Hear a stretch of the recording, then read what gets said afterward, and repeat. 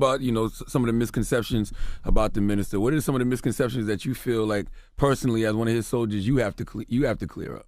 Well, of course, the label of anti-Semite, the label of hater, the label of bigot, these homophobia. Homophobia. Yeah. All of these. See, we learned something. Maybe the only thing I learned good in the public school system, when I was coming up, was there was a discussion. I read a discussion in our history book where the anthropologists, the biologists, and the scientists were meeting with Adolf Hitler. And they were trying to say to him, how are you getting ready to sell this idea that blonde hair, blue eyes, and pale skin is superior to black people when you know that they are the fathers and mothers of all art, science, and civilization? How are you going to override the Mendelian law that says that you can get recessive from dominant, but you can't get dominant from recessive? Black skin, brown eyes are dominant, white skin. How you going to override that? And listen what Adolf Hitler said. He said, if you repeat a lie long enough, it will become the truth. So they knew that the science of the mind is whatever you feed the mind the most is what wins. So what the enemy has been doing is putting the minister out there with all of these labels and repeating the lie over and over again that it can become the truth even though it's not the truth. So we have to always challenge that. Does it ever really become the truth, though? It doesn't become. That's why you see these. Yeah. Okay. Got you. Yeah. It doesn't become the truth. It becomes the perception of truth, and perception of reality for most people is their reality. So we are always, debunking and taking the toxicity out of the environment that the mainstream media and the government has put out about this beloved man. So it is that we have to deal with it, and we do. And by the grace of God, as we have seen, that no weapon that they've ever formed against him, no matter how bad they vilified him, he's been successful. And when you look at this man, just look at him. 86 years young, beautiful. So he's unfazed. He's an unbothered black man. So he's an example for us, but as his soldiers, we're going to remain on the battlefield hurling truth and falsehood till we knock out his brains. One falsehood that they still love to spew is the conversation of who killed Brother Malcolm X. And I was recently heard on the Joe Budden podcast, and Joe Budden asked the question, who killed Malcolm X? And they were pushing the narrative that it was the nation. How do you push back on that? Well, of course, this is one of those other recycled lies. And if you notice that every time the consciousness of the people raises every 10 or 15 years, they always come back with this recycled lie that y'all killed Malcolm. And I always tell when I watched The Godfather of Harlem too. But I remember on the first episode, it said, events have been fictionalized for dramatic effect. Yes, sir. Now, I don't know what everybody else thinks, but fiction mean we lied about some stuff to make this more exciting. Unfortunately, that disclaimer that they put on The Godfather of Harlem should have been on Betty and Coretta. It should also be on the movie Malcolm X made by Spike Lee. And even in the autobiography of Malcolm X, there's missing chapters that the Schomburg Library here in New York, they just bought them. Really? There's over 13 missing chapters of the real autobiography of Malcolm X that were just purchased in the Schomburg Library that Alex right Haley now. Wrote? That Alex Haley wrote. Wow. But he excluded them because he didn't want, in his words, certain inflammatory speech by Malcolm to be in there. And the other one is the fact that what he put in the book exonerated the Nation of Islam. So Manning Marble said that whenever the attorney in Memphis that used to own these files before he sold them, when he met with the attorney gave him 15 minutes alone with the paperwork.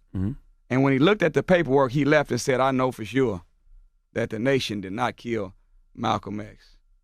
What we've been given, every time our black leaders are portrayed by Hollywood, we've been given the authorized King James Version that has been diligently compared and revised from translations and former translations. We've never been given the real truth about none of them, including Malcolm X. So that, the show did kind of allude to and push people back toward that. And of course, we know why they're doing it, but we are defending it. And it's not an actual fact. Malcolm X was not killed by the FOI. Malcolm X was killed by the FBI. Ooh, that's who killed Malcolm X.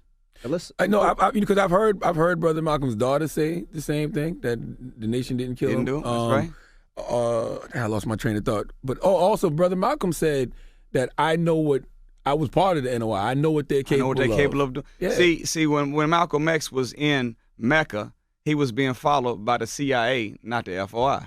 Mm-hmm.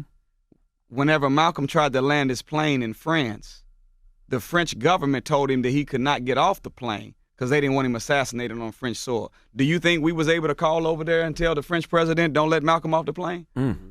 Do you know on January 4th, 1957, they started the wiretap of the Honorable Elijah Muhammad and put him under 24-hour surveillance? Well, if Malcolm X was killed February 21st, 1965, they had an 8-year run of monitoring the Most Honorable Elijah Muhammad 24 hours a day. Where's the footage or the record showing that he had something to do with the assassination of Malcolm X? And every time they talk about Malcolm leaving, they always say he defected from the nation. Well, whenever you use the term defect in manufacturing, that's whenever some product has gone bad. Whenever a product goes bad, they don't stop production. They go back, make some tweaks, and produce a new and better. You don't see a person drive a Nissan Maxima and crash the Nissan Maxima, and they say, woe is me, the Nissan Maxima defected, we can't make no more cars. No, they figure out a way to make a new one and a better version of it. So the Honorable Elijah Muhammad manufactured Malcolm X. And if he manufactured him and he defected, surely he has the ability to make another one, a newer one, that's better. And he made a newer one and a better one in the perfected representative of the Honorable Elijah Muhammad, the Honorable Minister Louis Farrakhan. So there's no reason for him to do that. He gave an instruction, the Honorable Elijah Muhammad then, do not touch Malcolm, do him no harm. We follow instructions with loyalty to the Honorable Elijah Muhammad then like we do to the minister now.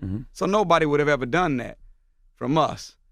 Interesting that whenever he was shot, two of the gunmen that they arrested, Thomas 15X Johnson and Norman 3X Butler, and then the only one that admitted to doing the shooting was a man named Thomas Hagen or Talmadge Hayer. I said, man, why come they put the X's on all of them but then put the X on his? I went and started doing the research in the COINTELPRO, and that's another problem. We lazy learners. With a Google brain. Especially now, yeah. Yeah, we Google brained. We just look up stuff and living off sound bites. We don't go and dig. And so the slave master said yesterday the best place to hide something from a nigga is to put it in a book. Yes, sir. And it still stands. So we haven't done no research. We just go, I seen the movie. I heard. But hearsay in a movie is not actual fact. Historical document is. And when you look at it, you'll find that Thomas Hagen, the only one that admitted to pulling the trigger, said, number one, the two that you were talking about, Thomas 15X and Norman 3, they were not there at all. I was there with somebody named Lee or Leon, and I was there with another one named Will, and I was there with another person named Ben who we had met in their homes prior to this move that we were making to assassinate Malcolm X. Then he said, I was not in the nation. His mother said he wasn't in the nation. His cousin said, this is an affidavit inside of the court documents. So, you know, we weren't, no, it's a little bit, some remixing been going on. You know, in the streets they say they stepped on it. They went to the store, health food store, got some isotol and some B12 and some baking soda and fattened it up and re-rocked it and sold it to us like it was pure. This is not the truth. They don't ever reach out, because I know they have the documentary coming on Netflix, Who Killed Malcolm X. I think it's coming out in January. They don't ever reach out to the nation for comment or? That's too much like right. Yeah. That's too much like right.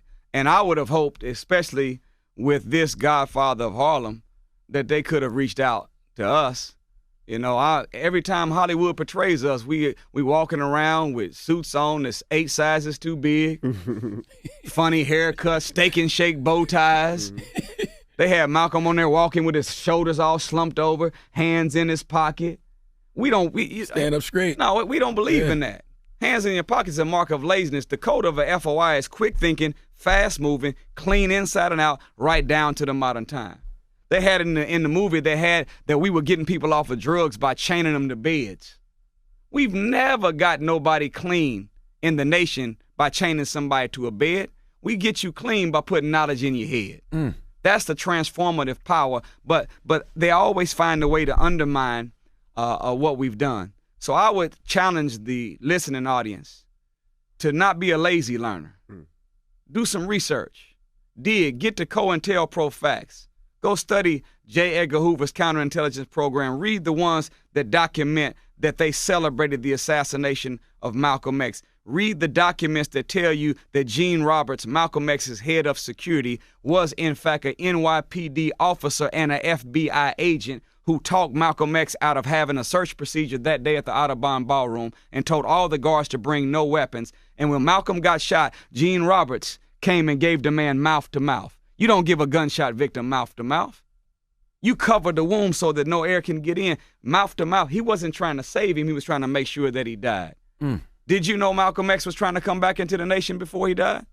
No. And the Honorable Elijah Muhammad told him, well, if you want to come back, you have to put out some of the fires that you've started. Who knows? That day at the Audubon Ballroom, Malcolm might have been standing on that rostrum prepared to put out the fires, but before he can put them out, somebody opened fire on him. Not the nation. We didn't kill Malcolm X. The same people that bombed Tulsa, Oklahoma, Black Wall Street. Yes, sir. The same people that broke the Garvey movement. That killed Martin Luther King King. The same people Jr. that put the Tuskegee experiment, that killed Dr. King. It's the same government that assassinated Malcolm X. And the way of the devil is throw the rock, hide your hand. And in this case, they didn't just throw the rock and hide their hand, but they actually threw the rock, hid their hand, and then blamed the throwing of the rock on somebody else, and it's us. But we didn't throw that rock. We didn't kill Malcolm X. Not the FOI, the FBI killed Malcolm X. What do you think about